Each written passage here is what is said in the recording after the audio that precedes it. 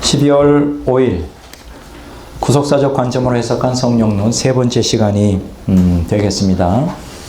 우리가 첫 번째 시간에 의해서 세 번째 시간 갖겠습니다. 우리가 지난 시간에는 그 성령의 6가지 이해에 대하여 본체론적 성령이해, 성례전적 성령이해, 주제주의적 성령이해, 주의주의적 성령이해, 감정주의적 성령이해, 권능주의적 성령이해에 대해서 우리가 공부를 했습니다. 여기서 우리가 조심해야 될 게 양극단의 성령 이해가 있다는 것. 첫째는 관념론적 성령론이 있다는 거예요. 관념론적 성령론이라는 것은 성령의 실제 체험을 경시하고 어떤 관념론적인 개념으로 이렇게 전락하는 것이죠.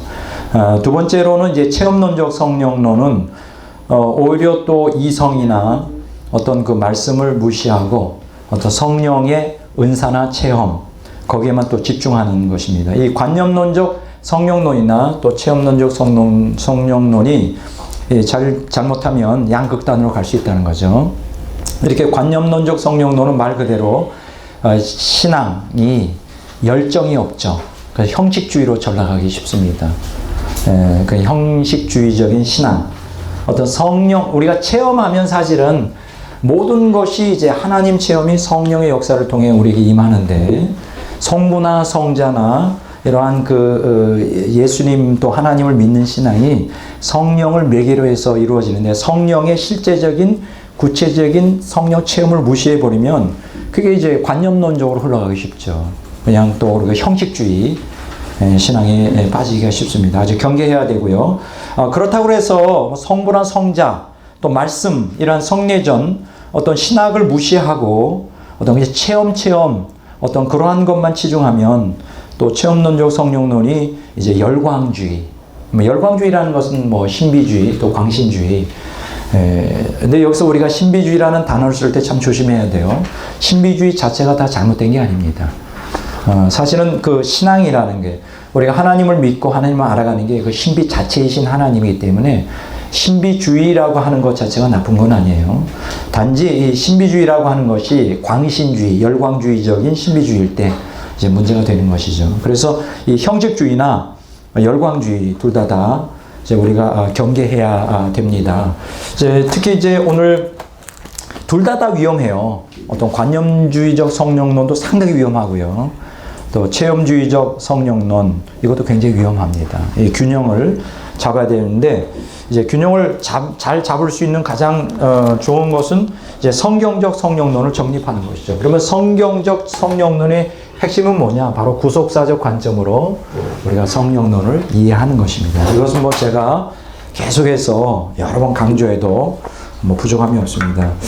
가끔 가면 이제 책방에 들려보면 이런 브로셔들을 만나게 되는데, 이런 게 있어요. JMI School for Revivalist, 그러니까 부흥 운동을 위한 그 JMI 스쿨이라는 거예요. 그럼 여기에서 하는 게 뭐냐?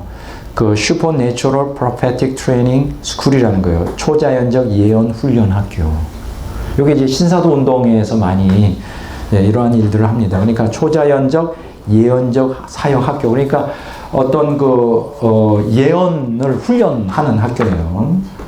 예언을 훈련하는. 여기 보면 7대 영역, 정치, 사업, 종교, 교육, 미디어, 예술, 가정에 종사하는 성도들께 주님의 특별한 기름 부음, 놀라운 예배의 기름 부음을 원한다. 그래서 여기 커리큘럼에 보면 초자연적 영역의 실제, 성령의 기름 부음, 성령 안에 잠김 기도, 그걸 쇼킹 기도라 그러네요. 난 잘 모르겠어요. 성령 안에 잠긴 기도가 쇼킹 기도예요? 잘 모르겠네.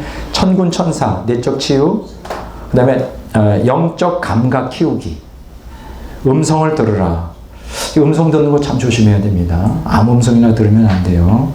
또 영의 언어, 구약 선지자, 신약 선지자, 꿈과 환상을 통한 하나님의 음성 듣기, 예언적 기름 부으심 5단계, 이런 것들을 여기서 이제 훈련하는데, 여기 또 두 번째 브로셔 보니까 여기는 이제 기름 부음, 성령의 기름 부음인데, 여기 보면 기름 부음과 재정의 축복, 재정의 기름 부음이라는 게 또 있나 봐요. 그러니까 왜 사람들이 부자가 되느냐? 재정의 기름 부음을 못 받아서 그렇다. 그래서 자꾸 이게 자꾸 섞이다 보니까 재정의 기름 부음에서 이런 것들은 내가 생각할 때는 이렇게 바람직하지가 않습니다. 그러니까 이런 걸 집중적으로 뭐 은사 개발한다, 뭐 이렇게 훈련한다, 예언을 훈련한다 이렇게 해서 하는 게 이게 잘못하면 이게 지금 아까 얘기한 대로 탐욕의 복음에 의해서 미혹의 영에 사로잡히기가 쉬워요. 그러니까 우리가 성령 체험하는 것은 일단은 하나님 말씀에 근거를 둬야 되고요. 두 번째로는 구속사적인 관점에 초점을 두어야 됩니다. 그래서 제가 지금 가장 2000년 역사 속에서 가장 바람직한 성령 체험을 강조하는 두 개의 하나의 카테고리를 소개한다면 하나는 영적 각성 운동이에요. 두 번째로는 교부들의 영성입니다. 저는 인류 역사에 많은 성령 운동, 성령의 은사, 체험, 또 여러 가지 성령의 나타남에 대한 경험들이 많이 있지만 가장 성경적으로 접근한, 가장 성경적으로 바람직한 그러한 성령 운동은 영적 각성 운동이다 이렇게 저는 생각합니다. 그 영적 각성 운동은 주장하는 게 뭘까요? 그 영적 각성 운동, 이게 직접 성령이 임하셔서 이제 그 인간에게 이제 놀라운 변혁을 일으키는데 그 핵심은 뭘까요? 회개하는 영을 부어주는 겁니다.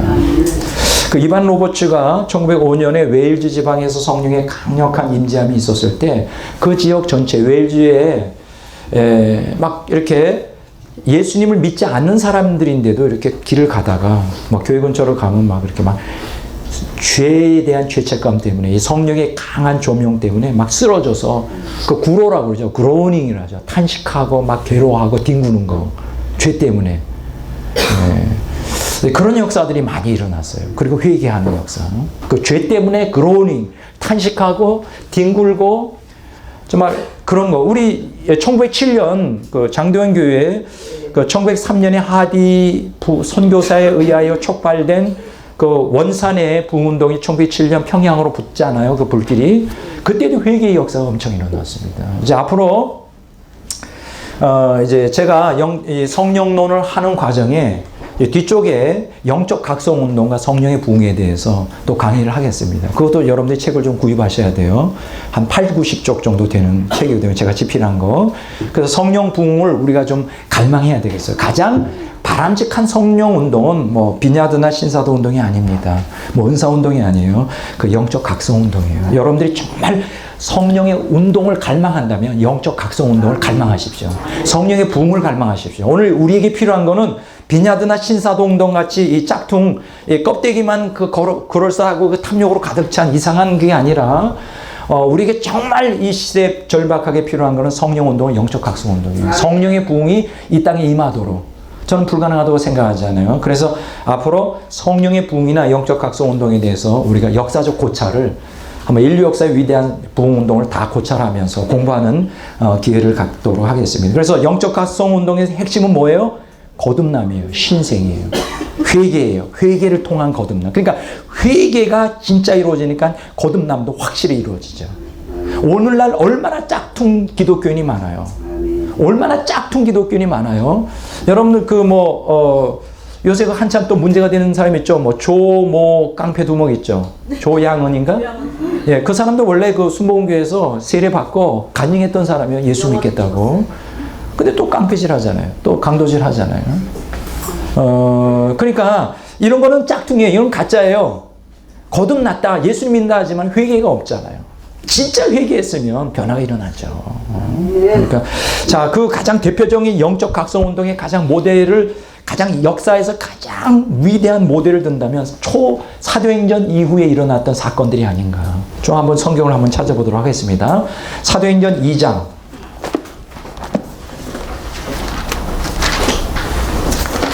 37절에서 40절까지 보겠습니다. 다 같이 한번 읽어보도록.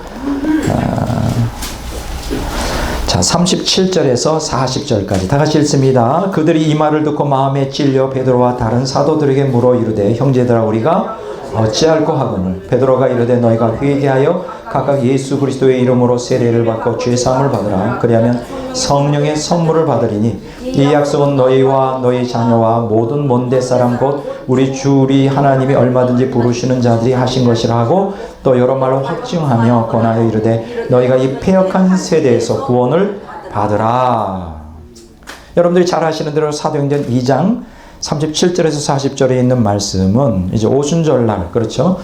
베드로의 설교 때 이제 사람들이 여기 보면 마음의 찔림을 받았다. 이게 회개의 영이 임한 것이죠. 그래서 우리가 어찌할꼬. 그래서 38절에 뭐라 그랬어요? 베드로가 회개하고 각각 예수 이름으로 세례받고 죄 사함을 받으라. 그러면 뭘 받는다고요? 성령의 선물을 받는데, 여기에 번역이 좀 잘못되어 있어요. 성령의 선물하면 은사라고 해석하기 쉬운데 여기서 선물은 도레아예요. 이렇게 번역해야 돼요. 성령 곧 하나님의 선물. 하나님의 선물이 성령을 받는다. 이렇게 해석해야 돼요. 왜냐하면 성령 자체가 하나님 우리에게 주시는 선물이기 때문에. 우리가 그 카리스마라고 하는 은사의 개념하고 여기에 쓰인 선물은 카리스마가 아니에요. 도레아라고 헬라어로 합니다. 이거는 하나님의 선물로서의 성령이에요. 자, 하나님의 선물로서 성령을 제대로 체험하고 받는 데는 먼저 뭐가 있어야 되죠? 회개하고 죄사함을 받는 게 선행돼야 된다. 그래서 가장 바람직한 역사상의 성령운동은 뭐냐? 바로 영적 각성운동이다.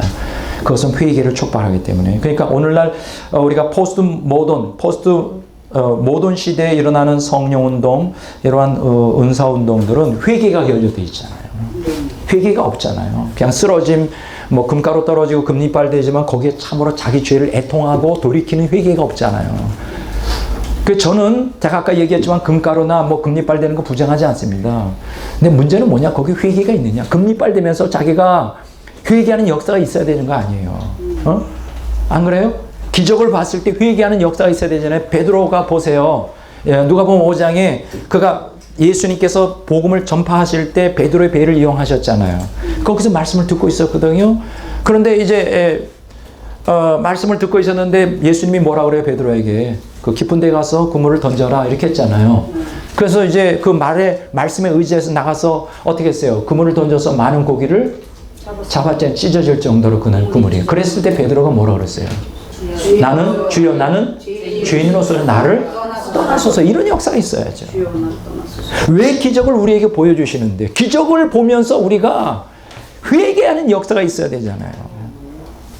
주여 나를 떠나소서 회개하는 역사가 있었다. 그 기적을 보면서 기적을 왜 우리에게 보여주셔? 우리를 자랑하라고? 뭐 그거 가지고 우리의 욕망을 채우라고? 아니죠. 기적이 나타난다는 건 뭐예요? 하나님의 현현, 하나님의 임재를 경험하는 것인데, 그때 우리가 뭐를 깨달아야 돼요? 우리가 죄인이라는 걸 인식해야 되잖아요. 이사야서 6장에도 성전에 들어가서 이사가 기도할 때에 하나님의 영광이 나타났잖아요. 하나님이 환상을 봤잖아요. 하나님의 보좌와. 그러면서 나는 망하게 되었다. 하나님의 임재를 경험하는 것은 자기가 죄인인 것을 자각하는 가장 좋은 기회 아닙니까?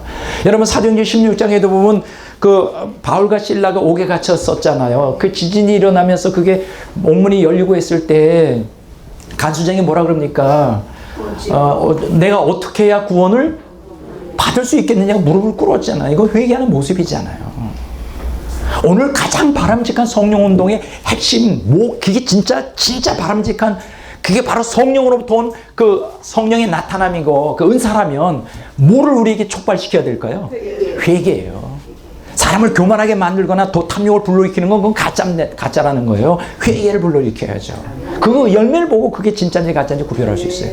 진짜 영적 각성운동에서는 항상 뭐가 따랐느냐? 회개운동이 따랐어요. 그래서 변화가 되는 거예요. 영적 각성운동, 성령의 부흥이 있었을 때는. 그래서 회개가 따르니까 교인들이 회개하고 죄에서 돌이키고, 그러니까 그가 사는 동네, 그러니까 그가 사는 그 나라 전체가 다 바뀌는 거예요. 도덕적인 그 도덕성이 회복이 되는 거예요.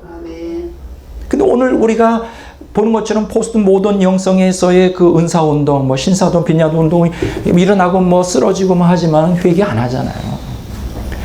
자기가 가서 거하는 가정조차도 변혁을 못 시키잖아요.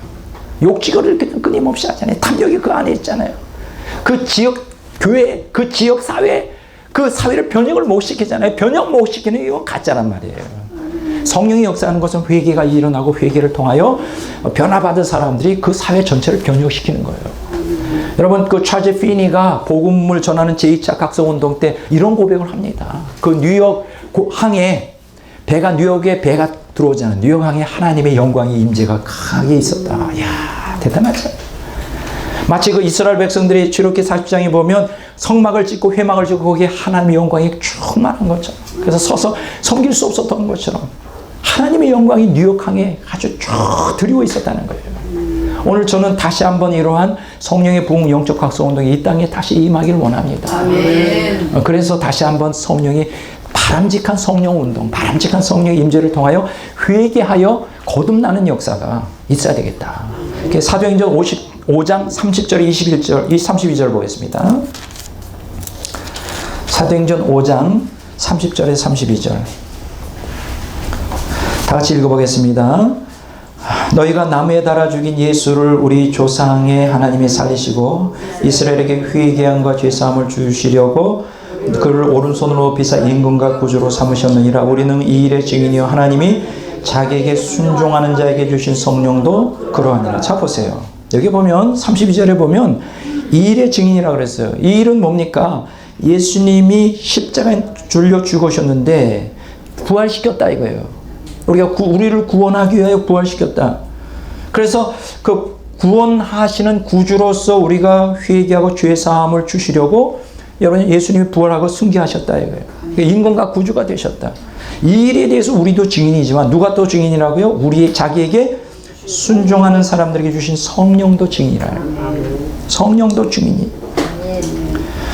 여러분 성령께서 하시는 주도적인 사역은 예수 그리스도의 속죄와 구속사 이걸 확실하게 사람들에게 적용시켜서 회개시키고 죄사함 받게 하여 예수님을 그들의 임금과 구주로 믿게 하는 거예요. 여기에 구주는 뭡니까? 구세주죠. 우리를 죄에서 구원하는 거. 임금은 뭡니까? 주님이라는 거예요. 나 인생의 주인이 되신다는 거예요. 정말로 성령을 체험했다면 정말로 성령을 체험했다면 회개하고 죄사함 받았을 것이고 회개하고 죄사함 받았었다면 부활하신 예수님 믿는 성도들의 삶 속에 예수님이 뭐가 돼야 돼요? 죄에서 구원하는 구주가 되셔야 되고 그들의 삶의 주인이 되시는 임금이 되셔야 되는 거예요. 아멘. 오늘 많은 기독교인들은 예수님을 구주로만 믿어요. 예수님이 자신들의 주님, 주인이라는 거, 임금이라는 거 인정 안 합니다. 그건 성령의 역사가 아니에요. 진정으로 우리가 회개를 통하여 구원받는 중생의 역사를 하고 우리가 진정으로 성령을 깊이 체험하는 사람이라면 예수님을 구주로만이 아니라 뭐로만 믿어야 돼요? 주님으로도 믿어야 돼요. 주인으로 믿어야 돼요. 우리 삶의 주인이 돼야 돼요. 성령 체험한 사람의 두드러진 가장 성경적 성령 체험에 두드러진 것은 내가 이제는 산 것이 아니라 내 안에 오직 그리스도만 살아가는 그게 성령을 받은 사람의 증거예요. 그게 성경적 성령 체험의 증거란 말이에요. 뭔가 불 받은 것 같고 뭔가 환상이 열리고 뭔가 방언도 하고 뭐 금가루도 떨어지는 것도 보고 금리빨도 되는데 중요한 것은 나의 신앙생활에 내가 주도를 하고 있어요. 내 욕망대로 살아가고 있어요. 이건 잘못된 성령 체험이에요. 그거는 이미 미혹을 받고 있는 거예요. 미혹에 그냥 끌려가고 있는 거예요. 성령은 절대 그렇게 잘못된 길로 인도하지 않습니다. 아멘. 그러니까 항상 여러분들이 이러한 그 사도행전에 보면 지금 5장 그 30절 32절에서도 본 것처럼 이러한 체험들이 우리의 것이 되도록 이렇게 해야 됩니다. 사도행전 4장 한번 보겠어요. 4장 29절 아까 했네요. 4장 29절 아니 4장 29절 자 4장 29절 31절까지 읽겠습니다. 주여 이제도 그들의 위험함을 굽어보시옵고 또 종들로 하여금 담대히 하나님의 말씀을 전하게 하여 주시며 손을 내밀어 병을 낫게 하시옵고 표적과 기사가 거룩한 종 예수의 이름으로 이루어지게 하옵소서 하더라. 빌기를 다음에 모인 것에 진동하더니 무리가 다 성령에 충만하여 담대히 하나님의 말씀을 전하니라. 자 여기서 이 사람들이 지금 성령을 체험하죠. 30절에 보면 손을 내밀어 병을 고치게 하고 이게 신유의 역사죠. 그리고 표적과 기사가 거룩한 종 예수 이름으로 이루어지고 이런 것도 놀라운 역사가 일어나죠. 성령께서 임하실 때 이런 신유의 역사, 표적과 기사가 이루어져요. 근데 중요한 것은 여기 예수 이름으로 하는데 그 궁극적인 목적이 뭐냐? 신유의 역사를 일으키고 기적과 표적을 일으키는 궁극적인 역사가 뭐죠? 뭘 위해서 그런 거예요? 여기 보면 29절에 보면 하나님의 말씀을 전하기 위한 거예요. 여러분 성령 체험이나 성령 충만, 성령 체험이나 성령 충만은 그 자체를 그냥 경험하는 걸로 끝나지 않아요. 성령 체험이나 성령을 체험하기는 궁극적인 이 사도행전의 기록에 보면 성령에 충만할 때마다 하나님 말씀을 더 강력하게 전했던 것을 알 수 있어요. 하나님 말씀이 더 강력하게 전파되는 거예요. 자, 왜 그럴까요? 하나님의 말씀만이 우리에게 진정한 회개와 또 죄사함과 하나님 말씀만이 우리에게 진정한 생명을 가져다 주기 때문에. 그래서 항상 성령이 역사하는 것에 뭐가 역사하느냐? 진리가 함께 역사합니다. 따라서 성령, 진리. 다시 한번 진리, 성령. 여러분들이 성령과 진리를 분리해서 생각하면 안 돼요. 왜냐하면 성령이 무슨 영이에요? 진리의 영이기 때문에. 성령이 역사하는 곳에는 진리가 있고, 진리가 있는 곳에 그 성령이 있고, 성령이 충만한 곳에는 그 진리가 강력하게 그 사람을 지배하고 진리가 전파되는 거예요. 그 여러분들이 진정한 성령을 체험했다면 뭐예요? 하나님 말씀을 전하는 선포자가 될 수가 있는 것이죠. 자, 사도행전, 자, 한 군데만 더 볼까요? 6장 7절 보세요. 자, 한번 보겠습니다. 사도행전 6장 7절. 다 같이 읽어보겠습니다. 하나님의 말씀이 점점 왕성하여 예루살렘에 있는 제자의 수가 더 심히 많아지고 허다한 제사장의 무리도 이 도에 복종하니라. 처럼 보세요. 여기 보면 하나님의 말씀이 점점 더 왕성하게 전파되었다. 12장 24절에도 한번 봅니다.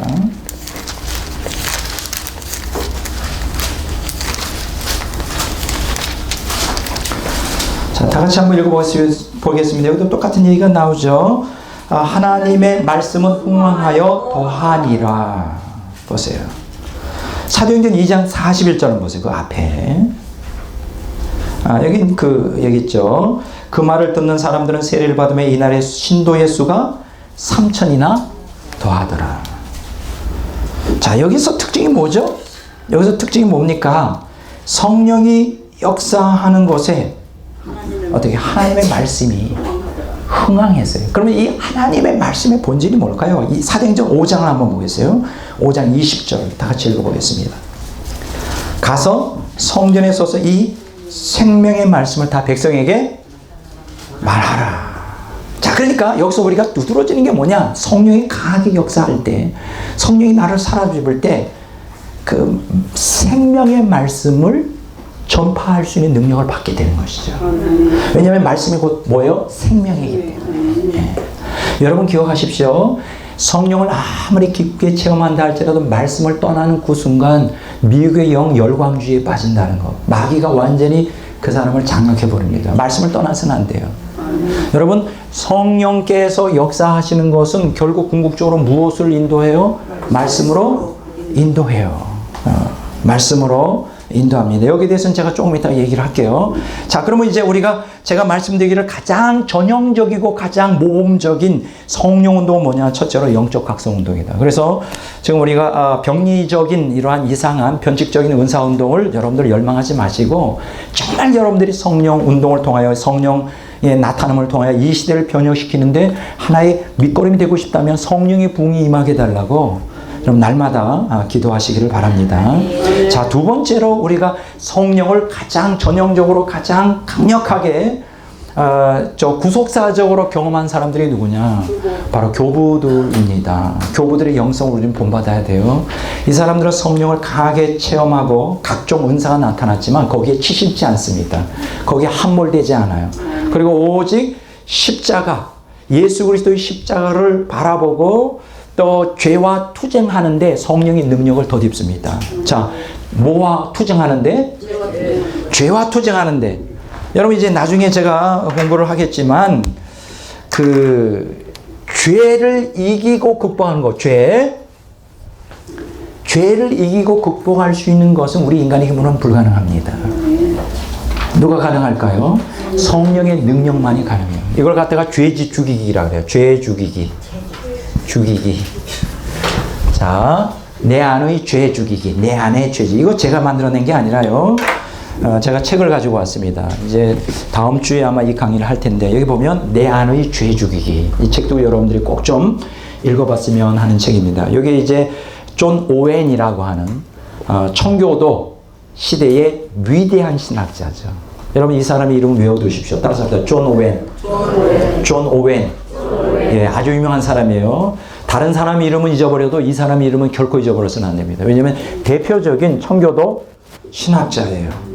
영성도 깊고 지식도 깊고 아주 성경에 능통하고 성령을 깊이 체험한 사람이죠. 이 사람의 그 대표적인 책이 내 안의 죄 죽이기예요.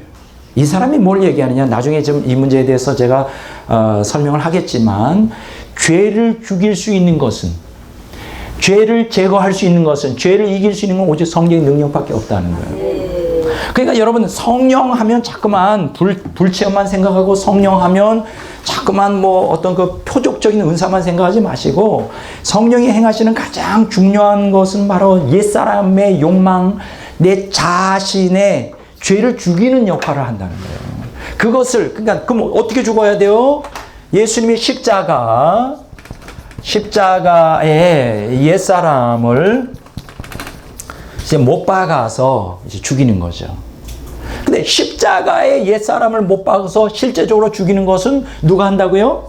성령께서 해요, 성령. 그런데 십자가 옛사람을 못 박는 데 있어서 성령이 일방적으로 행하는 게 아니라 우리 자신을 성령의 능력을 힘입어 십자가에 못 박아야 돼요. 이게 이제 상호 이제 우리가 협력을 해야 되는 것인데, 성령과 이것을 통하여 우리가 하나님의 신의 성품에 참여하게 되고 거룩에 점점 가까이 나가게 되는 것이죠. 이러한 성령의, 그러니까 옛사람을 십자가에 못 박아 죽이고 내 안에 죄를 죽이고 신의 성품에 참여하는, 그래서 그 주님의 그 하나님의 거룩에 참여하여 하나님의 형상을 회복하는 것을 정확하게 이해하고 있었던 사람들이 바로 교부들이에요. 근데 나는 교부들의 영성을 굉장히 높이 평가합니다. 자, 따라서 합시다. 교부들. 여러분들도 이 교부들 사상을 좀 깊이 연구하시고 또 이분들을 본받으려고 좀 힘쓰시기를 바랍니다. 근데 요새 이제 보면 조금 변칙적인 그 영성 운동이 있어요. 이 시대가 다 스피리추얼리티, 영성을 강조하는 시대라 그래요. 신학이 실종되고 영성. 굉장히 위험합니다. 지금 현대 포스트 모던 영성이 있는데, 이게 이머징 교회의 오늘날 운동, 아까 제가 포스트 모던 시대의 특징이 뭐라 그랬죠? 인간이 뭐를 추구한다고요? 본성을 추구해요. 그럼 인간 본성에서 가장 중요한 게 뭡니까? 인간의 탐욕이죠. 자기 욕구대로 살아가는 것인데, 이 영성조차 잘못된 영성을 추구하는 사람들이 너무 많아요. 포스트 모던 영성. 이 포스트 모던 영성의 특징은 뭐냐? 그 십자가에서 옛사람을 죽이는 게 아니라 영적인 영이나 마음을, 평안을 추구하는 게 문제예요.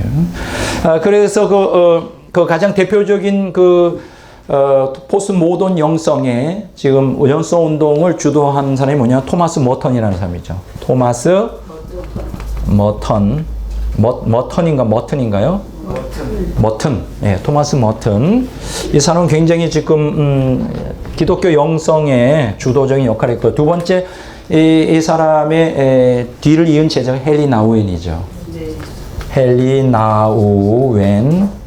그다음에 세 번째 이 사람의 뒤를 또 이은 사람이 리처드 포스터라는 거예요. 리처드 포스터. 요 세 사람이, 토마스 머턴, 헨리 나우엔, 리처드 포스터, 이 세 사람이 이제 포스트 모던 영성을 이제 주도하고 있는데, 이 사람들은 뭐냐? 이 사람들이 행하는 것은 그 혼합주의 영성이에요. 혼합주의 영성. 그럼 혼합주의 영성의 특징이 뭘까요? 이 사람들은 중세의 관상기도를 로마 카톨릭의 관상기도, 그 교부들도 관상기도를 했거든요. 이러한 깊은 기도 가운데 하나님과 이렇게 모라, 그리고 자기 탈아, 그래서 이렇게 탈원해가지고 뭐 깊이 하나님을 보는 거, 관상기도인데, 요 관상기도에서 따오고, 두 번째로는 뭐냐? 동양의 신비주의를 따오고 있어요. 동양의 이렇게 명상, 동양 명상. 그게 지금 이 혼합주의죠. 우리 카톨릭의 관상기도하고 동양의 명상을 같이 결합을 해가지고, 이게 이제 지금 오늘 현대 기독교의 그 영성 운동의 근간을 이루고 있어요. 근데 재밌는 것은 토마스 머턴이, 이 사람이 종교 다원주의자예요. 힌두교도 받아들이고, 불교도 받아들이고, 도교도 받아들이고. 근데 이 사람이 어떻게 오늘 현대 기독교에 있어서 가장 그 모범적인 우리 개신교인들에게 왜 이렇게 어필하는지 난 도저히 이해가 안 돼요. 난 정말 이해가 안 됩니다. 이 사람 혼합주의거든요. 토마스 머튼 죽었지만 난 도대체 이해 안 돼. 이 사람은 그 장자의 그 도덕경 있죠. 그걸 너무 좋다고 막 그걸 갖다가 자기가 영어로 번역하고. 근데 내가 장자의 도덕경 읽어봤는데 뭐 아무것도 아니더구만. 아, 내가 잘못됐는지 잘 모르겠지만은 뭐 성경에 비하면 아무것도 아니죠. 막 그걸 갖다 너무 좋다고 그러고.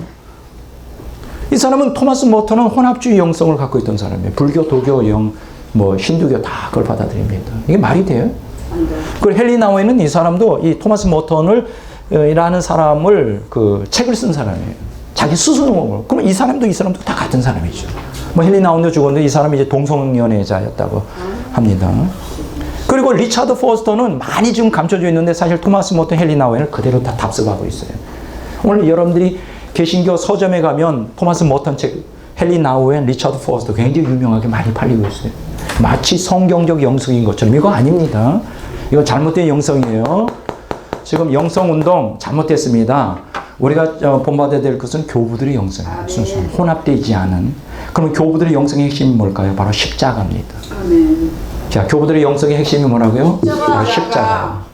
십자가만을 바라본 게 아니라 바로 십자가에서 옛사람의 죽음을 선언한 게 바로 교부들의 영성이에요. 그래서 나는 교부들의 영성은 너무너무 좋아해요. 아멘.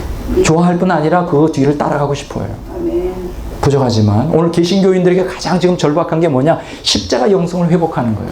답답합니다. 십자가 영성. 십자가 영성. 십자가 영성. 십자가 영성. 자, 이 십자가 영성을 주장하는 교부들의 영성은 뭐냐? 바로 성화에 초점이 주어져 있어요. 성화. 어디에 초점 주어져 있다고요? 성화. 그러니까 우리가 지금 2000년 역사 가운데 이 성화에 초점되어 있어요. 영적 각성운동은 회개를 촉구하고 그 어디에 초점 두어 있다? 신생, 거듭남, 중생이 초점 주어져 있다면 교부들의 영성의 초점은 십자가를 통하여 옛사람의 죽음을 갈망하고 어디에 초점을 두고 있다? 성화. 성화라는 게 뭐예요? 거룩이죠. 거룩이에요. 거룩에 참여하는 거예요. 그게 참 저는 너무나 좋아합니다. 거기에 대한 성경적인 구절들이 상당히 많죠. 한번 보겠습니다. 로마서 6장 한번 보겠습니다.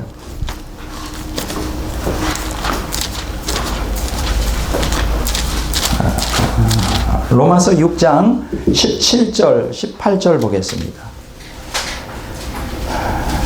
자, 다 같이 읽어보겠습니다. 하나님께 감사리로다. 너희가 본래 죄의 종이더니 너희에게 전하여 준 바 교훈의 법을 마음으로 순종하여 죄로부터 해방되어 의에게 종이 되었느니라. 자, 여기 보면 제가 이 짧은 구절을 읽었지만 로마서 6장 17절 18절에 보면 죄의 종에서 의의 종으로 또 의의 종에서 하나님의 종으로의 변혁, 이거는 바로 성화의 과정을 얘기하는 건데 어떻게 그렇게 됐다 그랬어요? 너희에게 전하여 준 바 교훈의 본을 마음으로 순종했다. 교부들은 바로 이 말씀 그대로 행했어요.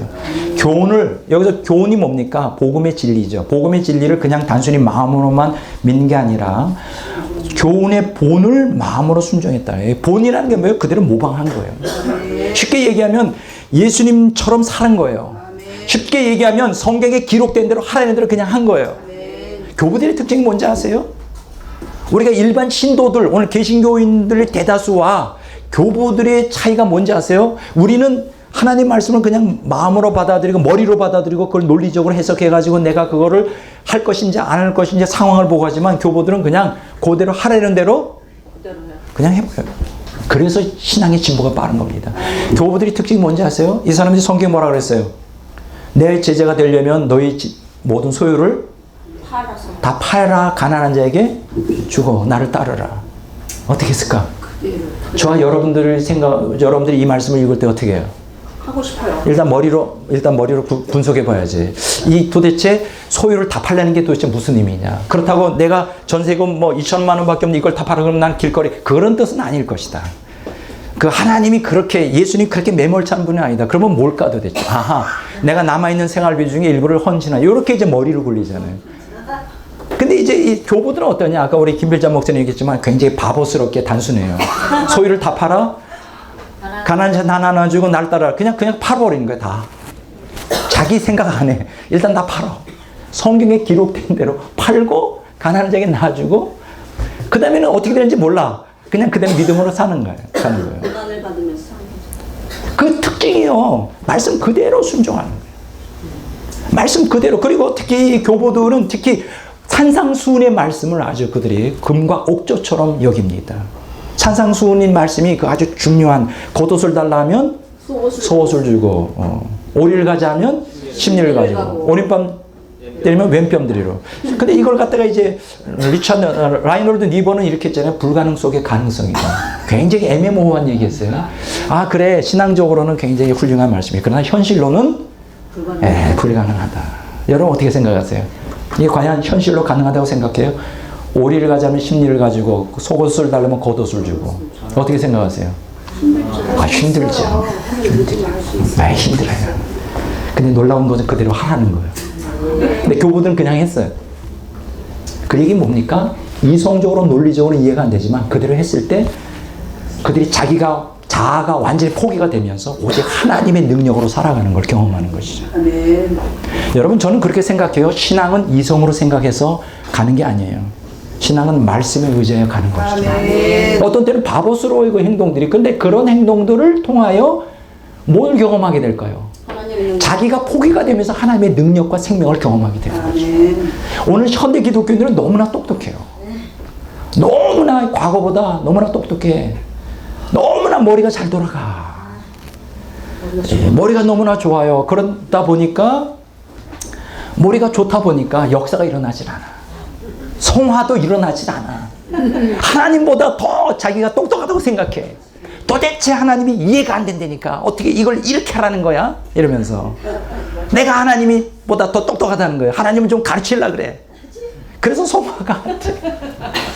좀 우리가 단순할 필요가 있어요. 사실이에요. 사실에 여러분들이 성화를 경험하고 하나님의 강력한 능력을 경험하기 위해서는 약간 좀 얼뛸 필요가 있어요. 세상적으로 얼뛴 게 좋아요. 얼뛴 거. 그래서 오직 단순하게 하나님 말씀대로 순종해 살아가는 그러면 역사가 일어납니다. 역사가 일어난 그런 경험들을 우리가 많이 역사에 보게 돼요. 자, 로마서 6장 18절에 22절 한번 볼까요? 22절. 그러나 이제는 너희가 죄로부터 해방되어 하나님의 종이 되어 거룩함에 이르는 열매를 맺었으니 그 마지막은 영생이니라. 조금 아까 제가 설명한 그대로죠. 8장 6절하고 13절 한번 보겠습니다. 8장 6절 육신의 생각은 사망이요 영의 생각은 생명과 평안이니라. 13절 너희가 육신대로 살면 반드시 죽을 것이로되 영으로서 몸의 행실을 죽이면 살리니. 야, 이 교보들 우리가 오늘 사실은 로마서 8장 6절이나 로마서 8장 13절 같은 구절을 굉장히 현대 기독교인들 개신교인들은 어려워해요. 이게 도대체 무슨 얘기인지 그냥 넘어가는 사람들이 많아요. 이제 다음 시간에 제가 다음 주에 자세히 얘기하겠지만은 그 관념론적 특히 성령론을 가지고 있는 사람일수록 이 방종의 복음을 가지고 있는데 이 사람들은 이 로마서를 어디까지만 이해하느냐? 로마서 1장에서 5장까지에서 끝나요.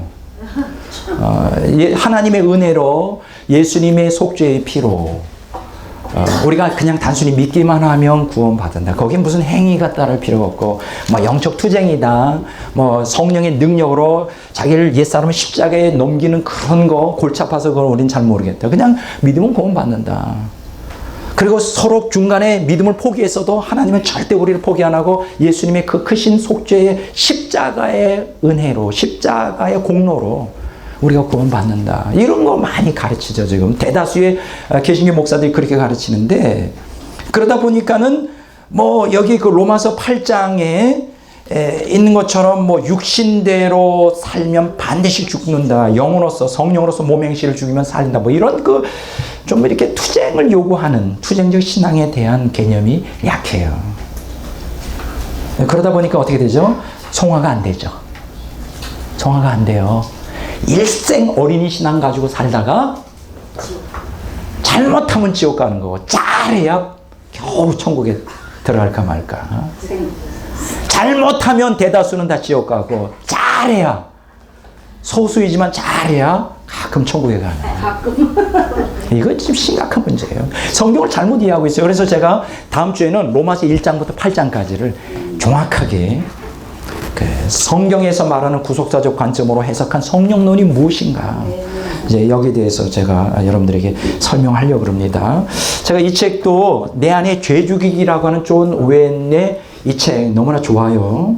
좋은데 이 책은 무엇을 강해하기 위해서 쓴 책이냐? 로마서 8장 13절, 좀 아까 얘기한. 다시 한번 읽어보겠습니다. 너희가 육신대로 살면 반드시 죽을 것이로되 영으로서 몸의 행실을 죽이면 살리니. 그러니까 이 책은 로마서 8장 13절의 말씀을 주의하고 그것을 현실에 적용한 글이에요. 그 한 구절 가지고 이 책이 나온 거예요. 놀랍지 않아요?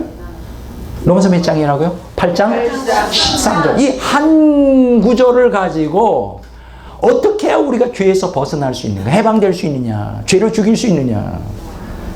저는요, 이 존 오웬이 굉장히 존경스러워요. 어떻게 이 비밀을 알았을까? 이 투쟁적 신앙의 본질에 대해서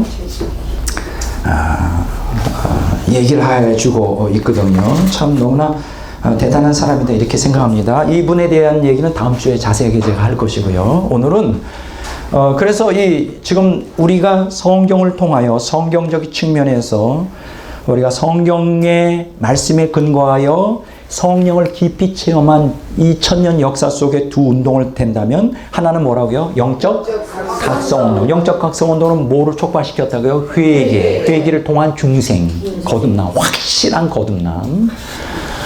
두 번째로는 이제 거듭남만 가지고는 안 되잖아요. 중생의 체험만 가지고는 안 되잖아요. 이걸 신생이라고 그러는데 사실은 이것이 이제 성화로 나가야 되죠.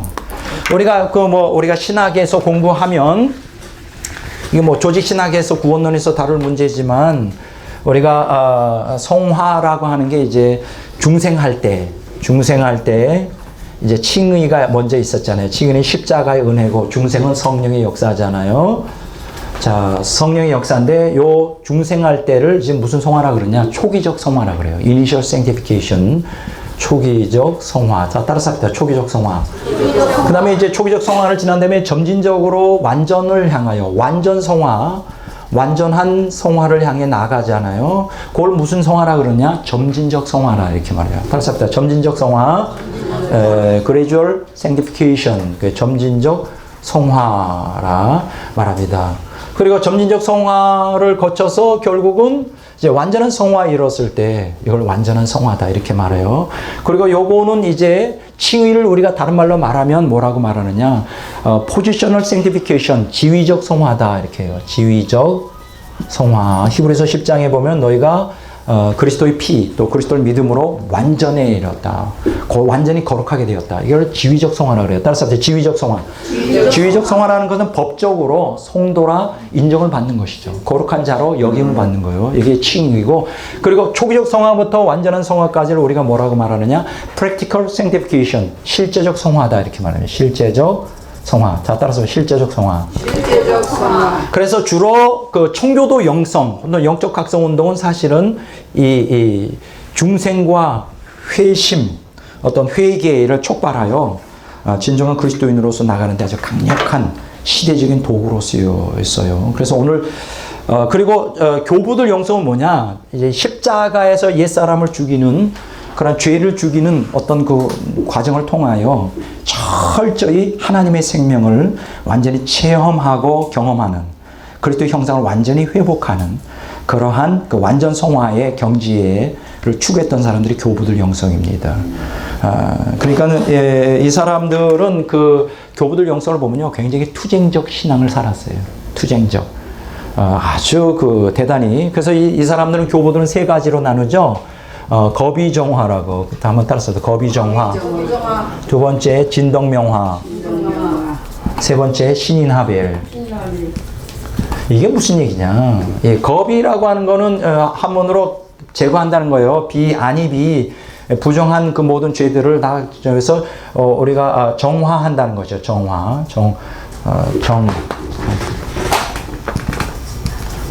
정화한다는 거예요. 맑게 한다는 거예요. 진덕명화라는 건 이렇게 우리가 외적인 행실을 갖다가 날마다 쳐서 복용시키고 변화시키면 점점 덕을 향해 나간다. 나아갈 진이잖아요. 덕을 향하여 나가면서 덕이 내 안에 초자연 덕이 내 안에 함량되면서 이 마음에 맑고 깨끗해지는 거죠. 밝을 명에다가.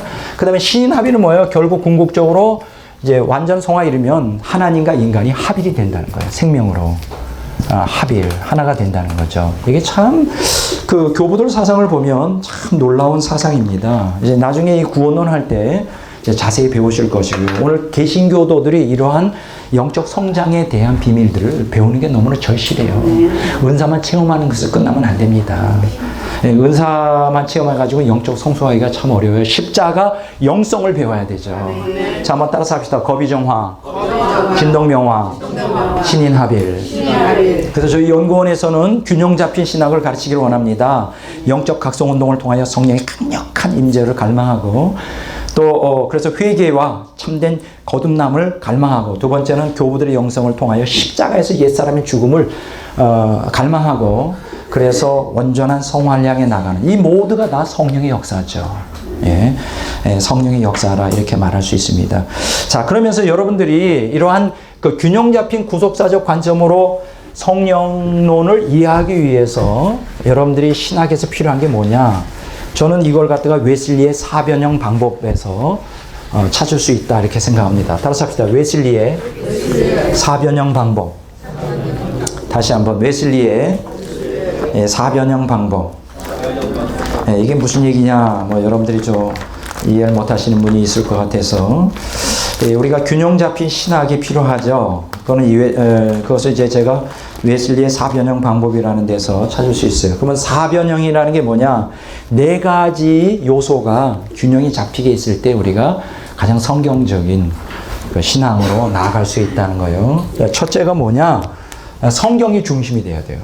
항상 여러 번 강조하지만 성경, 진리의 말씀인 성경이 기초가 되고 그러면 그 위에 뭐가 있어야 되냐? 전통을 또 무시하면 안 됩니다. 전통을 무시하면 안 됩니다. 교회에 2000년 동안 내려오는 그 아주 좋은 전통. 그 다음에 여기서 인간의 이성을 또 무시하면 안 되죠. 이성적으로는 날카로워야 돼요. 머리가 띵하면 안 됩니다. 머리가 띵해가지고 옳고 그른 걸 분별 못하고 그냥 어떤 자기 의지를 빼앗긴 상태로 있으면 안 되고 네 번째는 뭐냐? 체험이에요. 자, 네 가지 따라서 합시다. 성경, 그 다음에 전통, 이성, 체험. 요 네 가지를 균형 있게 잡아야 돼요. 자, 성경만을 또 주장하는 교단이 있죠. 근본주의, 펀더멘탈리즘, 근본주의. 뭐 개혁주의 같은 데도 성경 이렇게. 근데 성경만 가지고는 안 돼요. 체험도 중요합니다. 그리고 인간 이성도 필요하고요. 전통도 필요해야 돼요. 이 성경을 적용하는 데 있어서 다 이게 필요한 거예요. 그 다음에 전통만을 또 고수하는 데가 있죠. 이게 막 가톨릭이죠. 가톨릭. 아주 옛날 로마 가톨릭의 전통. 뭐 힐랍 종교에도 마찬가지지만 또 이성만을 또 강조하는 데가 있죠. 이게 이제 자유주의 신학이죠. 종교다원주의, 자유주의 신학, 머리로만 자유주의 신학, 기장? 예. 기장, 예, 자유주의 신학. 이것도 문제예요. 체험 무시하고 성경 무시하고 막 이성적으로 모든 걸 성경을 난도질 해버리니까 이게 참 문제가 되어져. 또 한 가지 체험만 또 중시하는 데가 있죠. 이게 이제 오순절, 뭐 열광주의, 광신주의, 신비주의 이런 데가 체험만을 또 뭐 퀘이커 교도 같은 데는 이 사람들은 말씀이 아니라 내적 inner light, 내적 빛을 그러니까 아무도 설교나 기도 안 해요. 갑자기 성령이 진동을 해. 퀘이커 뭐예요? 진동한다는 거예요. 그래서 누군가가 감동이 오면 그날 딱 서서 설교하고 누구든지 기도하고 없으면 그냥 그만두고 그건 또 아니죠. 그러니까 이런 체험도 중요하지만 잘못하면 신비주의, 광신주의로 가요. 그러니까 저는 제 신학 입장은 뭐냐? 웨슬리의 사변형 방법을 그대로 따라갑니다. 저는 성경이 중심이 되어 있고 그 다음에 뭐요?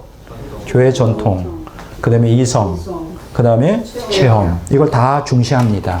여러분들도 이렇게 균형 잡힌 그 신학적인 그 관점을 여러분들이 추구하는 게 너무나 중요하다 이렇게 생각합니다. 자, 그러면 이제 이러한 그 웨슬리의 사변형 방법과 더불어 좀 이제 마지막으로 남은 시간 동안 뭘 하느냐? 구속사적으로 관점으로 해석한 성령론이 도대체 뭐냐? 구속사적 관점으로 해석한 성령론이 뭐냐. 이거를 이제 저와 여러분들이 이제 한번 좀 생각해 보도록 이렇게 하겠습니다. 구속사적 관점으로 해석한 성령론. 자, 여러분들이 기억하셔야 될 것은 구속사. 자, 성령론은 어디에 근거해야 된다? 구속사의 관점을 둬야 돼요.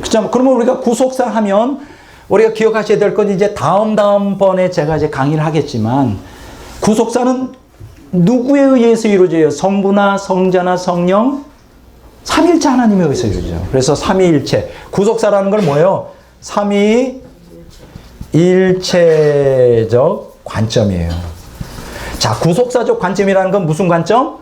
삼위일체적 관점이에요. 삼위일체라면 성부, 성자, 성령 같이 얘기해요. 자, 그러니까 여러분들이 기억하셔야 될 것은 구속사적 관점이라는 거는 구속사적 관점 안에는 뭐가 있다고요? 삼위일체적 관점이라는 거예요. 자, 한번 보세요. 그래서 우리가 성부를 얘기할 때 성부 하나님만 따로 별도로 분리해서는 안 돼요. 구속사를 해석할 때는 성부, 성자, 성령이 같이 연결이 돼요. 자, 여기 한번 보겠어요. 성부는 뭘 갖고 있어요? 하나님의 생명을 갖고 있죠. 하나님이 인간을 창조하고 구속할 때 하나님, 성부 하나님의 생명을 우리에게 주기를 원해요. 그런데 그 하나님은 초월적인 하나님이기 때문에 결코 우리에게 생명을 줄 수가 없어요. 유한은 무한을 이렇게 포용할 수가 없어요. 그래서 이걸 갖다가 중세에는 불가해, 하나님의 불가해성이라고 그랬어요. incomprehensibility of God. 하나님의 불가해성이라고 그랬거든요. 자, 생명이 있어요. 그래서 어떻게 돼요? 하나님 혼자 계시면 이게 피조물에게 생명이 전가되는 게 어려워요. 그래서 어떻게 돼요? 삼위로 계셔야죠. 성부와 성자가 하나고 성자와 성령이 하나고 성령과 성부가 하나이기 때문에 근데 이제 삼위, 세 인격으로 계시니까 어떻게 돼요? 성자가 이 땅에 인간으로 오실 수 있죠. 그래서 자, 성자께서는 어떻게 했어요? 속죄를 이루었죠. 속죄. 죄 문제를 다뤘어요. 그래서 성자와 성령이 하나잖아요. 그래서 예수님의 속죄의 피, 예수님의 십자가를 믿을 때 어떻게 되죠? 성령께서 우리 안에 내주하시게 되죠. 들어오시는 게 가능해요. 성령이 내 안에 들어오는 게 가능하대요. 성자와 성령이 하나가 돼요. 그래서 예수님의 성령의 역사로 더불어 우리가 구원을 받을 때 예수님의 속죄의 피가 우리의 심령에 뿌려지고 그 피 때문에 성령이 우리 안에 내주하시게 되는 거예요. 여러분, 성령이 인간 안에 내주한다는 것은 인류 역사 구속사에서 가장 신비한 역사예요. 여러분, 그냥 불만 받는 게 신비한 건 아니라 내 안에 성령, 하나님이 영이 내 안에 거한다는 거. 저도 경험해 보니까 제가 그 은혜를 경험하고 깊이 성령께서 제 영 안에서 말씀하시는 음성을 들었는데 그때 말씀드렸죠. 내가 너를 사랑한다. 그 2번 들었거든요. 분명히 영 안에서 들어오는 소리인데 근데 보통 때는 잘 못 느끼겠어. 성령이 내 안에 계신 거를. 근데 종종 이제 마음이 뜨거워지면서 눈물이 날 때 그때 이제 계시구나 이렇게 느끼거든요. 그러니까 신비한 거예요. 아주 성령이 내 안에 계시는 게 아주 신비한 거예요. 여러분, 이질적으로 느껴지지 않고 나의 영과 성령이 하나 되어 있는 느낌, 합일되어 있는 느낌을 경험한단 말이죠. 자, 보세요. 성령이 성자와 인격이 다르잖아요. 위가 다르잖아요. 근데 하나잖아요. 성부와 성자가 하나고 성자가 성령과 하나고 성령과 성부가 하나잖아요. 그러니까 어떻게 해요? 삼위가 있으니까는 성령이 우리 안에 내주하는 게 가능하죠. 그런데 성령이 내 안에 들어올 때 뭘 가지고 들어올까? 성부 하나니까 하나님의 생명을 가지고 들어오죠. 그래서 하나님의 생명이 우리 안에 들어왔다는 증거가 뭔지 알아요? 성령이 나의 영과 더불어 내가 하나님의 자녀인 것을 테스티모니, 증거하는 거예요. 한번 보겠습니다. 로마서 8장. 이건 너무나 중요한 얘기죠.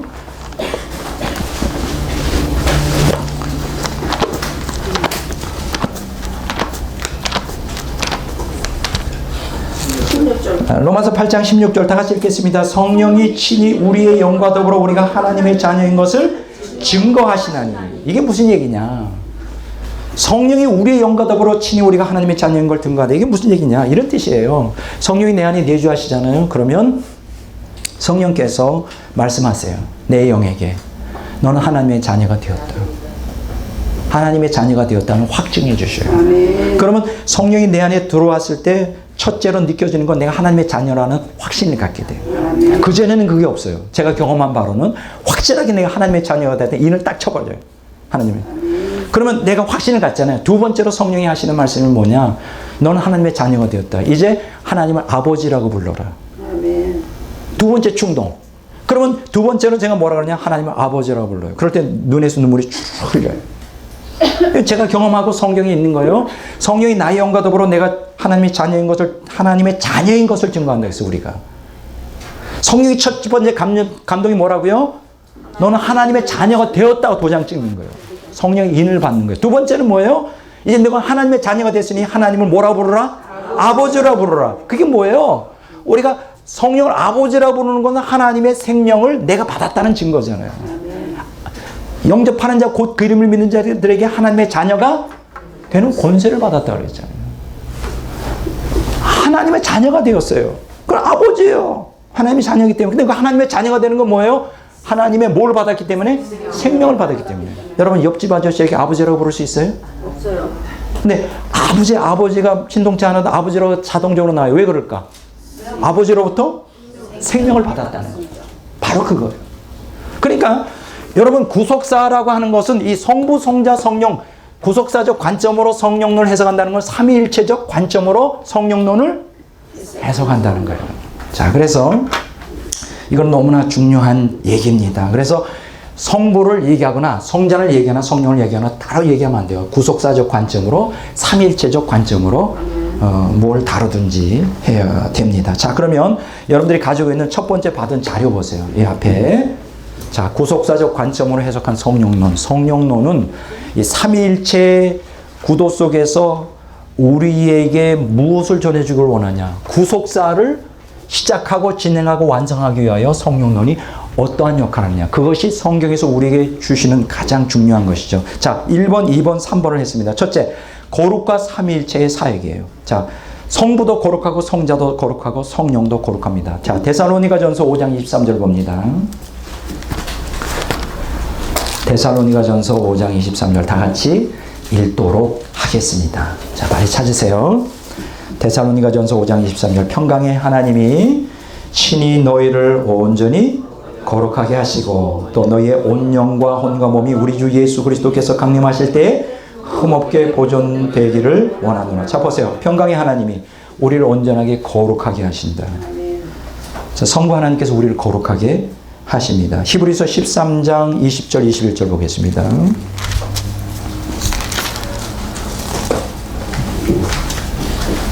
아,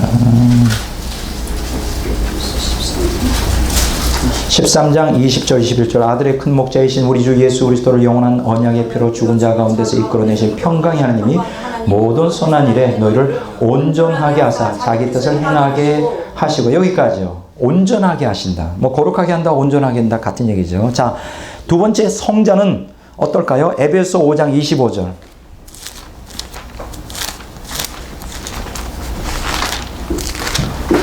에베소서 5장 25절 보겠습니다. 5장 25절.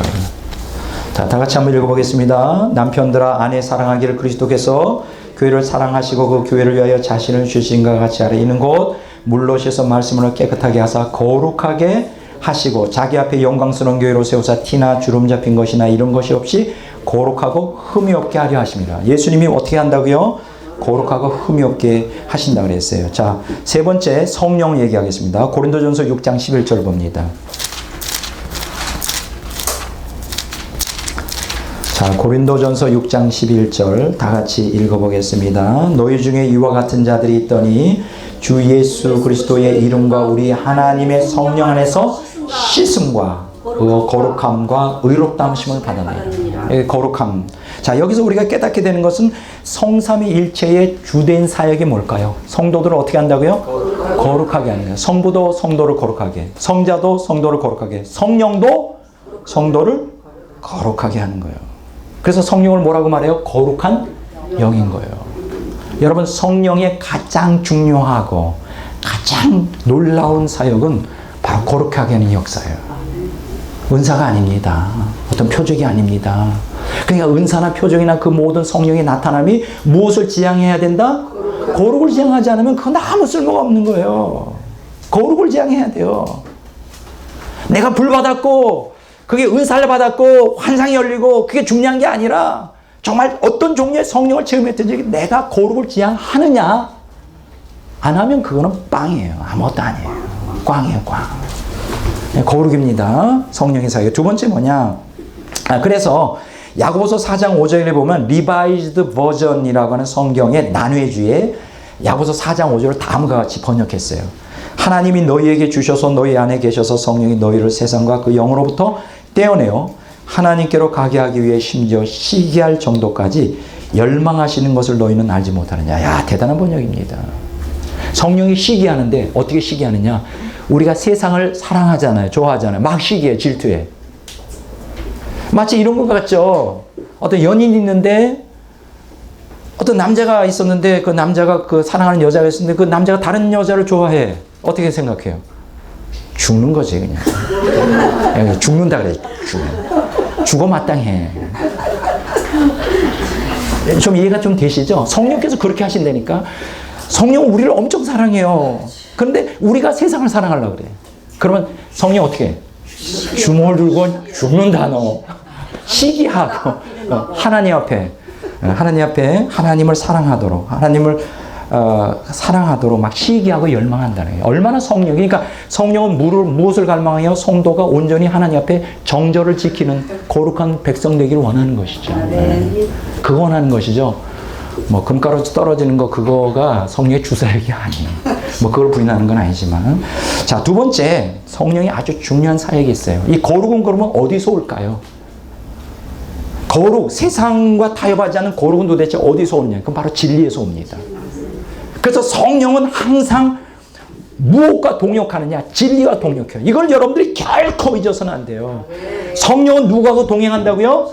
진리와 동역을 해요. 왜냐하면 거룩은 어디서 나올까? 진리가 거룩을 만들어내거든요. 자, 그래서 요한복음 14장 17절 봅니다. 요한복음 14장 17절. 그 성령에 대하여 가장 성령의 신성과 인격 그리고 성령의 사역의 본질에 대하여 가장 정확하고 가장 뚜렷하게 나타내는 게 요한복음 14장과 16장입니다.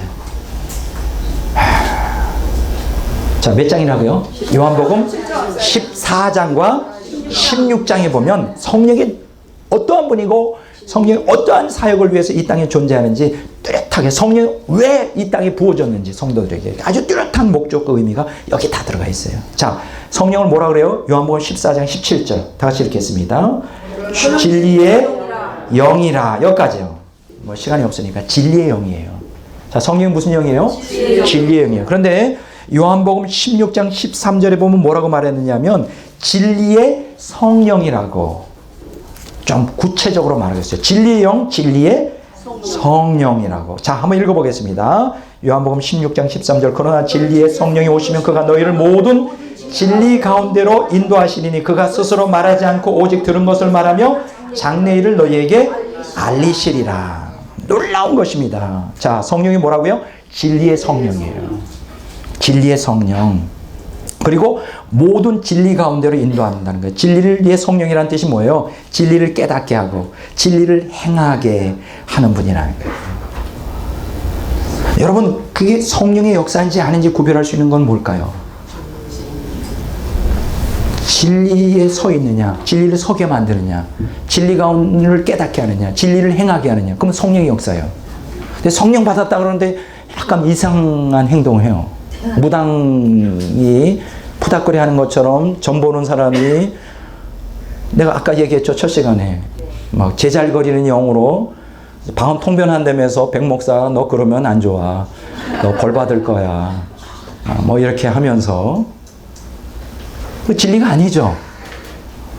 그런 사람들이 굉장히 많다고. 이상한 행동을 하는 사람들이. 그 성령 받은 게 아니에요. 그거는. 성령은 언제나 어디로 인도해요? 진리로 인도해요. 그 진리의 본체 대신 예수님께로 인도하죠. 또 예수님 말씀을 깨닫게 하고 예수님 말씀을 순종하게 만들죠. 진리의 영, 진리의 성령이에요. 진리를 깨닫게 하고 진리를 행하게 만들어요. 요한일서 5장 7절 보겠습니다.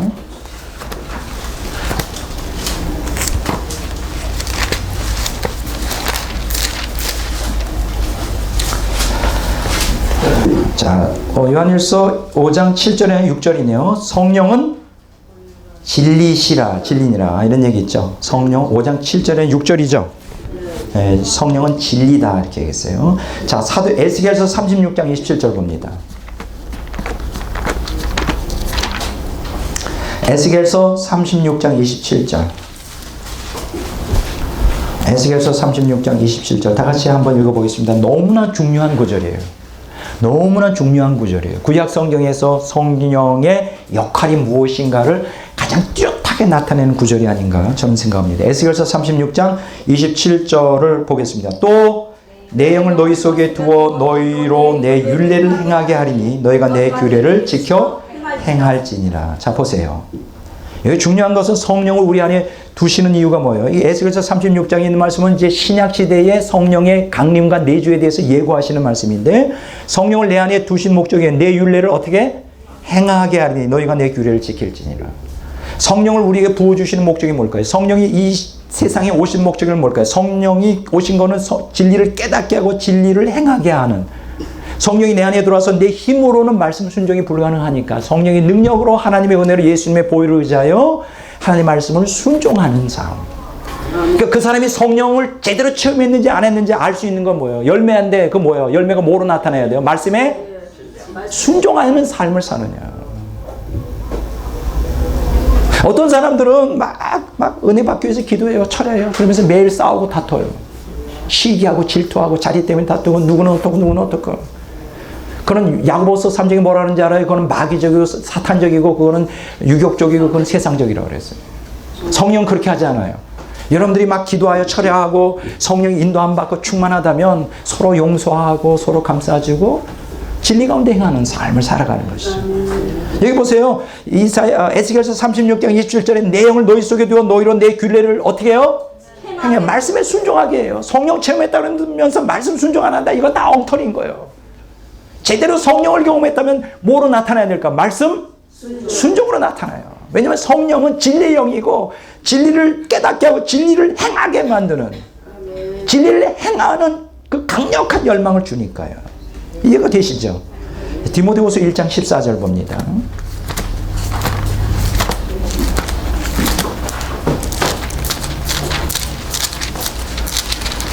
디모데후서 1장 14절 다 같이 읽어보도록 하겠습니다. 디모데후서 1장 14절 우리 안에 거하시는 성령으로 말미암아 내게 부탁한 아름다운 것을 지키라. 아멘. 참 놀랍죠?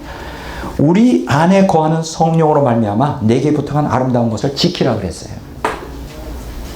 성령을 통하지 않고는 우리가 순수한 의미에서 말씀 순종 불가능한 거예요. 성령을 통하지 않고 말씀 순종하면 그게 어떻게 되죠? 율법주의가 되는 것이죠. 또 말씀 순종 없이 성령만 어떻게 되죠? 열광주의 신비주의가 되는 것이죠. 그러니까 항상 진리와 성령은 같이 가야 되는 거예요. 그 거듭남과 성화는 같이 가야 돼요. 그래서 결국은 우리에게 생명을 우리가 가져다 주는 것이죠. 자, 세 번째 뭐냐? 생명과 성삼위의 사역이에요. 자, 거룩을 성령께서 삼위일체께서 하시고 진리를 성령의 동역자라 그랬죠. 근데 거룩은 어디서 나온다? 진리에서 나온다 그랬죠. 그러면 진리를 통하여 거룩하게 되면 결국 우리가 뭘 받죠? 생명에 이르게 되는 거예요. 그래서 생명과 성삼위의 역사가 같이 나옵니다. 자, 그러면 생명이 어떻게 나올까요? 요한복음 12장 50절 보겠습니다. 요한복음 12장 50절 다 같이 읽어보겠습니다. 찾으셨죠? 나는 그의 명령이 영생인 줄 아노라. 그러므로 내가 이르는 것은 내 아버지께서 내게 말씀하신 그대로니라. 자, 보세요. 하나님 아버지의 명령, 말씀은 영생이에요. 그리고 예수님은 그 아버지의 말씀을 그대로 받아 우리에게 선포했어요. 그래서 그 성부 하나님은 우리에게 어떻게 생명을 주느냐? 말씀을 통해 주셔요. 그 말씀을 깨닫고 지키도록 누가 역사할까요? 성령이 역사해요. 그럴 때 뭐가 될까요? 거룩하게 되죠. 결국 그러니까 이 거룩을 통하여 우리가 결국은 무엇에 참여할까요? 하나님의 생명에 참여하는 거예요. 자, 요한복음 8장 52절 보겠습니다. 자, 다 같이 한번 읽어보도록 하겠습니다. 여기 후반부 읽습니다. 내 말을 지키면 영원히 죽음을 맛보지 아니하리라. 여기서 내 말은 누굴까요? 예수님의 말씀이죠. 예수님의 말씀을 지키면 영생한다는 거예요. 예수님의 말씀을 지키면 생명을 얻죠. 자, 로마서 8장 2절을 보겠습니다. 로마서 8장 2절, 로마서 8장 2절 보겠습니다. 자, 다 같이 한번 읽어보도록 하겠습니다. 이는 그리스도 예수 안에 있는 생명의 성령의 법이 죄와 사망의 법에서 너를 해방하였습니다. 자, 보세요. 성령은 뭐죠? 생명이에요. 생명의 성령이에요. 근데 생명의 성령의 법이에요. 이 법은 뭐예요? 말씀이죠. 여러분 놀랍습니다. 생명은 성령으로부터 오는데 그 성령은 무엇을 가지고 역사할까요? 법을 가지고 역사해요. 말씀이에요. 그래서 진리. 그래서 거룩과 진리와 생명은 같이 역사하는 거예요. 자, 이렇게 진리는 결국 거룩을 인도하고 거룩은 완전으로 인도하고 완전을 향하여 우리가 하나님과 합일되는 생명에 들어가게 되는데 이 삼위일체 하나님을 통하여 역사가 일어나는데 한번 보세요. 자, 그게 어떻게 이루어지느냐. 이제 우리가 그걸 말하기 전에 먼저 두 가지를 말하고 오늘 결론을 내고자 합니다. 자, 성령 체험은 궁극적인 목적이 뭐냐? 신의 성품에 참여시키는 중생과 성화를 위한 수단이다. 다시 한번 말합니다. 성령 체험, 그게 은사든 무엇이든 체험은 우리 자신의 욕구를 충족시키기 위한 것이 아니라 모아 중생과 성화를 위한 수단이어야 돼요. 그것이 목적이고 전부여야 됩니다. 에베소 1장 4절 한번 봅니다. 에베소서 1장 4절을 봅니다. 자, 다 같이 한번 읽어보겠습니다. 창세전에 그리스도 안에서 우리를 택하사 우리로 사랑 안에서 그 앞에 거룩하고 흠이 없게 하시려고. 자, 창세전에 우리를 택하여 성부, 성자, 성령의 삼위일체 하나님을 통하여 우리에게 모색하는 게 뭐죠? 우리를 구원하고 거룩하게 하는 그게 뭐예요? 거룩하고 흠이 없게 하시려고.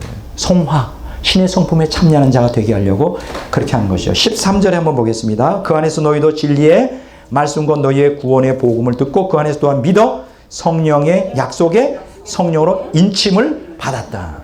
네. 성령의 인침, 진리의 말씀, 구원의 복음을 믿어서 성령의 인침을 받는 거예요. 성령이 하시는 가장 중요한 게 뭐냐? 우리를 약속의 성령으로 인치는 거예요. 이게 뭐 거듭남, 중생으로부터 시작해서 성화도 마찬가지죠. 네. 근데 거기에 기초에 진리의 말씀, 복음의 진리의 복음이 들어가 있어요. 그 진리의 복음은 결국 뭘 갖다 줘요? 에베소 1장 4절에 보면 거룩하고 흠이 없는 자로 만든다는 거예요. 여러분 기억하십시오. 하나님의 거룩과 진리와 생명, 그것은 성령의 역사인데 그게 같이 흘러가고 있다. 그것이 창조 구속 경륜에서 신의 승품에 참여하는 중생과 성화를 위한 수단이라는 성령 체험이. 자, 데살로니가전서 4장 7절 8절 봅니다. 데살로니가전서 4장 7절 8절. 데살로니가전서 4장 7절 8절. 자, 다 같이 4장 7절 8절. 자, 하나님이 우리를 부르심은 부정하게 하심이 아니요 거룩하게 하심이니 이러므로 저버리는 자는 사람을 저버림이 아니요 너희에게 그의 성령을 주신 하나님을 저버림이니라. 여러분 성령 받았다. 성령의 은사, 성령의 나타남, 성령의 은혜를 받았다. 그것은 다 무엇을 지향해야 된다? 거룩함이에요. 거룩함이 지향되지 않는 것은 우리에게 성령을 주신 하나님을 모독하는 행위예요. 모독하는 행위라고. 거룩을 지향해야 돼요. 이게 바로 구속사적 관점으로 해석한 성령론이에요. 그러면 또 한 가지 여기서 우리가 성령 체험 말고 또 다른 측면이 있는데 그 외에 구체적으로 준 성령의 은사, 카리스마는 무엇을 위해 존재하느냐. 카리스마를 갖고 있는 은사를 갖고 있는 사람만을 위해 존재하는 게 아니에요. 그리스도의 몸된 교회를 일치시키고 하나로 만들고 성숙시키기 위한 수단이에요. 뭐라고요? 카리스마, 은사가 개개인에게 준 은사, 교회 안에 있는 개개인에게 준 은사의 목적이 뭐라고요? 교회를, 그리스도의 몸된 교회를 하나로 만들고 그 하나된 몸을 어떻게 성숙시키기 위한 게 목적이에요. 그 이상도 그 이하도 아니에요. 그냥 은사 받았다고 그 분열이나 익히고 자기 이름이나 그 폼내 이건 완전히 이제 나중에 심판받아요. 그 사람이 훈련해서 준 게 아니란 말이에요. 교회를 살리라고, 교회를 균형 있게 도우라고, 연약한 지체를 도와서 성숙된 그리스도의 지체가 되라고 그렇게 주신 것이지 그 사람 이름 내라고 준 게 아니거든요. 아주 여러분들의 신경을 잘 써야 돼요. 고린도전서 12장 13절 보겠습니다. 고린도전서 12장 13절 다 같이 읽겠습니다. 뒤에 봅니다. 한 성령으로 세례를 받아 한 몸이 되었고 또 한 성령을 마시게 하셨느니라. 자, 우리가 예수 그리스도를 믿을 때 그리스도의 몸에 편입되는데 그럴 때 한 성령으로 세례를 받아 한 몸이 됩니다. 그리스도와 한 몸이 되는 것, 또 그 지체가 되는 건 성령의 역사죠. 그래서 여러분 성령의 역사에 있어서 구속사적으로 가장 중요한 게 뭐냐면 하나 되게 하는 역사예요. 분열을 일으키는 건 이거는 마귀의 역사입니다. 막 기도하고 금식하고 매일 싸우고 시기하고 이거는 100% 마귀예요. 그 성령의 역사가 아니에요. 성령의 역사가 있는 곳에는 평화와 용서와 화해와 하나됨이 있어요. 여러분 은사 사역하는 사람들에게 드리고 싶은 말은 은사 사역을 통해 한 몸을 이루어야 돼요. 하나가 되어야 된단 말이에요. 이게 성령을 우리에게 주신 목적이에요. 자, 아까 뭐라 그랬죠? 성령을 이 땅에 주신 목적이 진리를 증거하고 진리를 알려주시고 깨닫게 해주시고 진리를 행하게 하는 거. 그리고 성령을 통하여 우리가 어떻게 돼요? 거룩한 성령이니까 거룩으로 인도하는 거. 성령을 통하여 결국 진리와 거룩을 통하여 생명에 이르게 되는 거. 뭐 이런 거. 중생과 성화에 모두 다 성령의 역사 아니면 절대 일어날 수 없죠. 내 안에 죄 죽이는 건 누구의 역사 없이 안 된다? 성령의 능력 없이는 절대 안 됩니다. 이게 존 오웬이 한 얘기예요. 뭐 저도 그렇게 믿고 있고. 그리고 성령의 은사를 부어주신 궁극적인 목적이 뭐예요? 1차적으로는 교회를, 그리스도의 몸된 교회를 하나 되게 하는 데 있다. 자, 에베소 4장 12절에 16절 보겠습니다.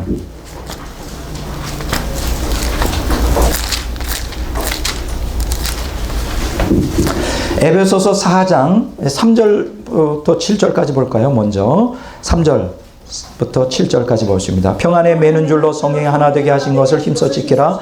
몸이 하나의 성령도 한 분이니 이와 같이 너희가 부르심의 한 소망 안에서 부르심을 받았느니라. 주도 한 분이요 믿음도 하나요 세례도 하나요 하나님도 한 분이니 곧 만유의 아버지시나 만유에 계시고 만유를 통일하시고 만유 가운데 계시도다 우리 각 사람에게 그리스도의 선물을 분량대로 은혜를 주셨으니. 여기 보세요. 자, 성령을 우리에게 부어주시고 뭐예요? 하나죠. 하나됨이에요. 한 성령, 한 아버지, 한 주님, 하나됨의 역사가 있는 거예요. 12절부터 16절까지 한번 보겠습니다.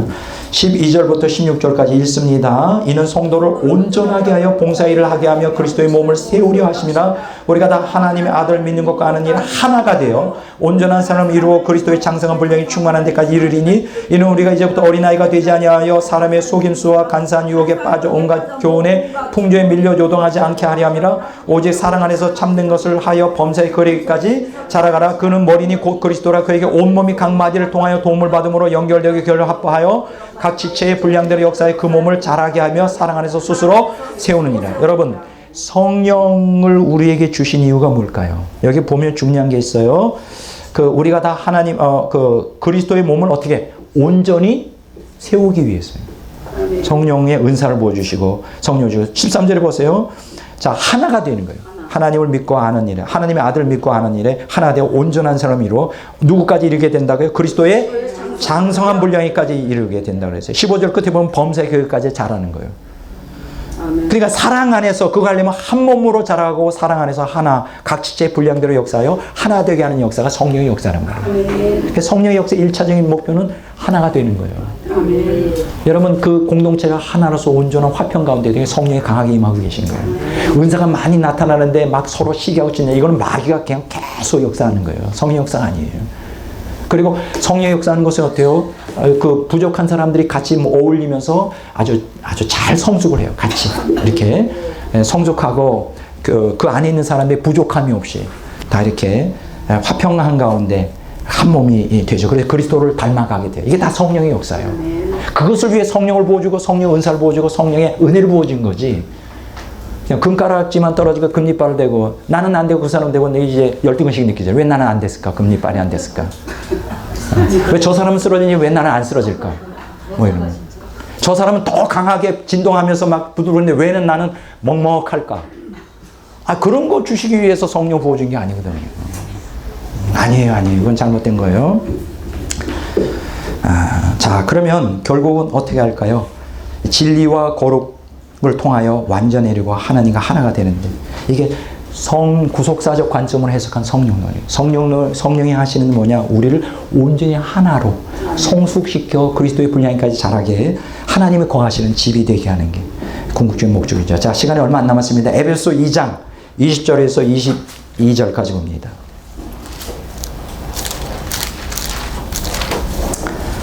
자, 에베소 2장 20절에서 22절까지입니다. 다 같이 읽어보도록 하겠습니다. 너희는 사도들과 선지자들의 터 위에 세우심을 입은 자라. 그리스도 예수께서 친히 모퉁이 돌이 되셨느니라. 그의 안에서 건물마다 서로 연결하여 주 안에서 성전이 되어가고 너희도 성령 안에서 하나님이 거하실 초소가 되기 위하여 그리스도 예수 안에서 함께 지어져 가느니라. 예수 그리스도가 모퉁이 돌이 되어 예수 그리스도의 몸에 성령을 통하여 편입된 성령 세례로 한 몸 된 우리들이 각 지체마다 성령의 전이 되어 하나님이 거하실 집으로 지어져 가는 거예요. 아름다운 조화 속에 그리스도의 장성한 분량에 이르는 게 다 성령의 역사예요. 이게 궁극적으로 구속사에서 원하는 궁극적인 목적이에요. 하나됨을 통하여 그리스도의 장성한 분량에 이르도록. 그래서 성령의 은혜를 부어주시는 것이고. 근데 그 그리스도의 장성한 분량에 이르고 하나됨을 통하여 하나님을 거하시는 집이 되려면 필히 우리가 갖춰야 될 게 뭐냐? 거룩을 지향해야 되고요.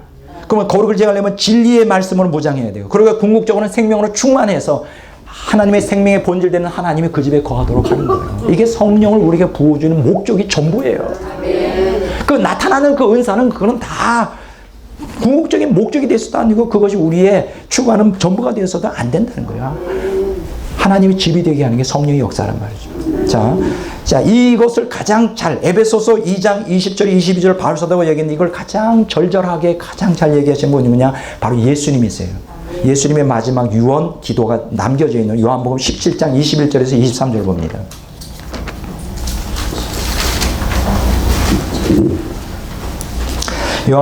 요한복음 17장 21절에서 23절 다 같이 읽겠습니다. 아버지여, 아버지께서 내 안에 내가 아버지 안에 있는 것 같이 그들도 다 하나가 되어 우리 안에 있게 하사 세상으로 아버지께서 나를 보내신 것을 믿게 하옵소서. 내게 주신 영광을 내가 그들에게 주었사오니 이는 우리가 하나가 된 것 같이 그들도 하나가 되게 하려 하심이라. 또 내가 그들 안에 있고 아버지께서 내 안에 계시어 그들로 온전함을 이루어 하나 되게 하려 하시면 아버지께서 나를 보내신 것과 또 나를 사랑하신 같이 그들도 사랑하신 것을 세상으로 알게 하려 하심이라. 자, 여기서 중요한 게 뭐예요? 온전함을 이루어 하나가 되는 거예요. 여기서 완전에 이르려면 어떻게 될까요? 진리로 거룩하게 되는 성령의 역사를 통해 하나가 되는 거예요. 여기 하나라는 단어에 동그라미를 계속 치십시오. 에베소 4장에서도 하나라는 단어가 나오고요. 저 요한복음 17장에서도 하나라는 단어가 집중적으로 나와요. 성령은 뭐 되게 하는 영이다? 하나 되게 하는 영. 그러면 어떻게 뭐로 하나 되어야 돼요? 진리로 하나가 되어야 돼요. 진리를 통하여 거룩하게 되고 또 거룩을 통하여 생명이 충만하게 되고 생명으로 하나가 되는 거예요. 제가 오늘 여러분들이 구속사적 관점으로 해석한 성령론이 무엇인지 뚜렷하게 알게 되었죠. 하나님의 성령의 은혜나 성령의 은사는 다 이것들을 위해 존재하는 거예요. 그 이상도 그 이하도 아닙니다. 체험 자체에 초점을 둬서는 안 돼요. 자, 오늘 충분히 이제 여러분들이 공부하신 줄로 알고 오늘 여기서 끝내고 자, 시를 읽고 끝내겠습니다. 오늘 두 번째 시는 자, 겨울을 주신 이유 조수정. 지금 제게는 풍요로움 대신 모든 잎새를 떨군 겨울나무만이 친구입니다. 우리 인생도 여린 연두빛 봄날을 맞이하고 장성한 초록 숲을 지나 웅장한 가을산을 보내고 떠날 준비를 하는 겨울나무가 아닐까요? 때로는 처절하게 때로는 장엄하게 각자 이별을 하고 깊은 침묵으로 자신을 마무리해야겠지요. 겨울은 공평한 계절입니다. 저마다 빛깔이 다른 자연도 이제는 모두 벗어야 합니다. 존재의 본질로 다시 돌아가야 합니다. 분명한 것은 어느 누구나 인생의 겨울을 맞이해야 한다는 것입니다. 그동안 올라가는 길에 생명을 걸었다면 이제는 내려놓는 일에 방향을 전환해야 하지요. 겨울을 이기는 것은 또 다른 능력입니다. 모두 벗어야 아름다운 역설적 진리를 소유하기란 쉽지 않죠. 지난 계절에 화려했던 자도 만족을 얻지 못하고 높이 올라간 자도 그것으로 행복하지 못합니다. 소유하며 목표를 둔 그들의 마지막은 더 곤고할 뿐 가장 불행한 사람은 최후의 순간까지 더 올라가려고만 하는 자입니다. 인생의 겨울은 또 하나의 기회여 축복입니다. 지난 계절 경쟁과 탐욕 속에 쌓아올린 모든 탑을 이제는 허물어야 합니다. 마지막 안식을 배워야 합니다. 우리는 이 겨울에 참된 진리로 진실로 채워가야 합니다. 가장 아름다운 날을 만들어가야 합니다. 최후에 담겨진 것만이 진정 나의 것이기 때문입니다. 그것이 주님께서 겨울을 주신 이유입니다. 섬김으로써 낮아짐으로써 내려놓음으로써 행복을 갖게 되는 우리에게 주어진 마지막 기회입니다. 아멘. 기도하겠습니다. 아버지 하나님 감사합니다. 우리가 성령론을 공부하게 되는데 구속사적 관점으로 아버지의 성령이 왜 우리에게 부어주셨고 성령의 은혜와 성령의 은사가 왜 우리에게 필요한지 다시 한번 그 목적, 의미를 깨닫게 되었습니다. 오늘 우리로 하여금 균형 잡힌 성령론을 배워 이 미혹의 시대에 미혹당하지 않고 정말 성령의 충만한 가운데 성령의 은혜와 성령의 은사를 활용하여 하나님이 주신 이 귀한 은사들을 가지고 은혜를 가지고 교회를 세우고 또 우리 자신이 영적 성숙을 지향하는 우리들로 삼아 주시옵소서. 감사합니다. 예수 그리스도 이름으로 기도를 드립니다. 아멘. 감사합니다.